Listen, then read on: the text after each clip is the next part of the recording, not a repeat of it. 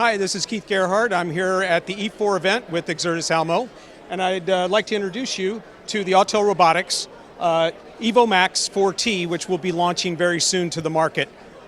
This is our newest drone platform, primarily built for public safety, emergency management, EMS, search and rescue, and so on.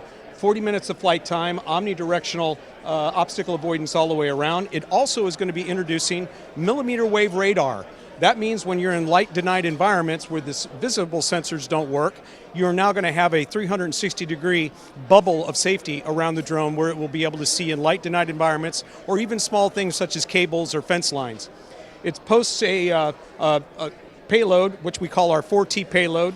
That would be a wide angle, a zoom, a high resolution thermal, as well as a laser rangefinder, where you would be able to have accuracy up to 3 meters, almost 3 miles away, to putting a latitude and longitude marker on an object. As I said, 40 minutes of flight time. It has also been hardened for EMI and RMI interference. It operates off of our brand new smart controller, 7.9 inch, 2000 nit illumination. And I also want to show you the Live Deck 2, which is our wireless streaming device. You no longer have to be tethered to the pilot to stream that video into any type of device, panel, computer, and so on, and be able to put that into a command center for incident command decisions and so on and so forth. But the EVO Max 4T will be on the market very, very soon, and we're really excited to present it to you.